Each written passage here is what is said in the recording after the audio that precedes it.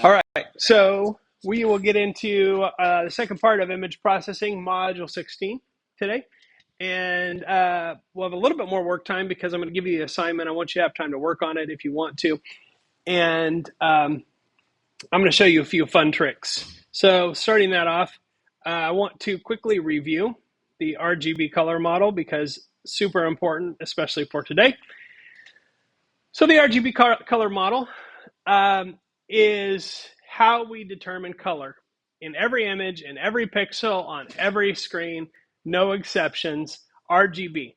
So it's based on this idea that if you take a green light, a red light, and a blue light, and you combine them so that they overlap, the place where they all overlap will create white.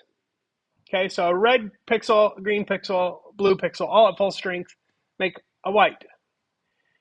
And you can see the other overlaps, cyan, magenta, and yellow. Now, normally, growing up, we are sort of taught that red, yellow, and blue are primary colors, right? Now, that's a different color model. Both are true.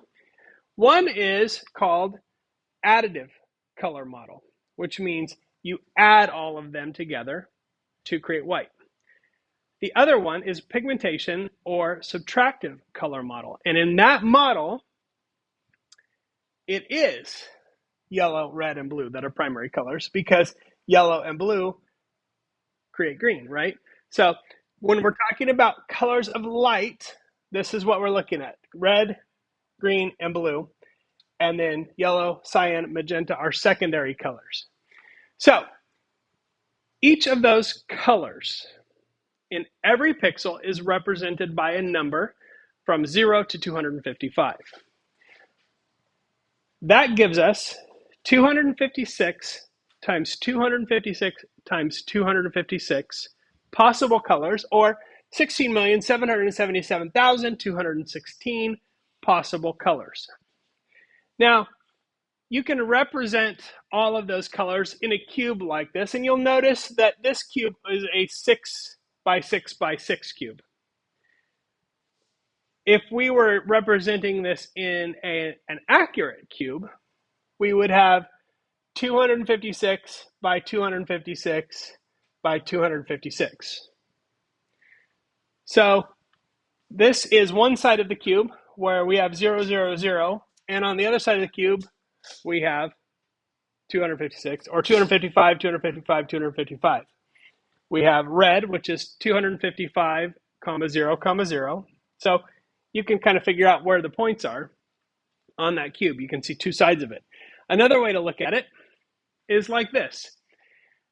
What you're looking at is one image that contains one pixel each of every possible color, making every possible color you can make with red, green, and blue at every possible strength. So we have 256 squares in this grid, and each square has 256 by 256 pixels in it. And if I zoom way in on that, you can't really see it here, but this has 30 pixels across and 30 pixels vertically. It represents that small corner of that small square, which is this square right here. So this little tiny, it looks like 1 pixel on this screen, actually has 30 by 30 different colors in it. So this actually has 30 different, not 30, 30 by 30, which is, right, 900. Okay, so this has 900 different colors in it. That little square has 900. Yes. So that is what RGB color looks like. And there's a website that I found that's kind of cool. Let me show it to you.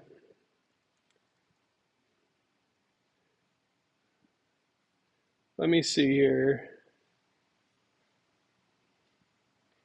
Let me see. We're not going to play Joust. There is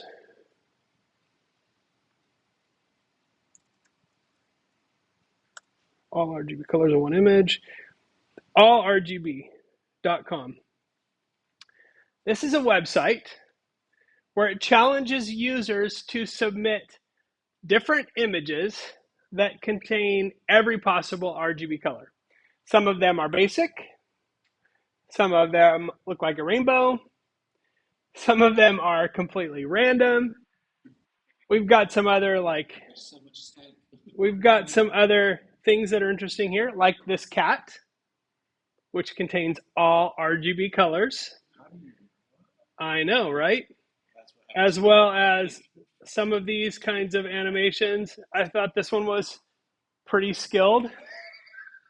Every possible RGB color here, and you can zoom in down to the pixel level.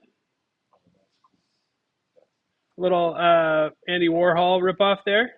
And we've got a, right? So there's a fractal of infinite zoom. So I don't know. I could waste a lot of time playing around with that, but allrgb.com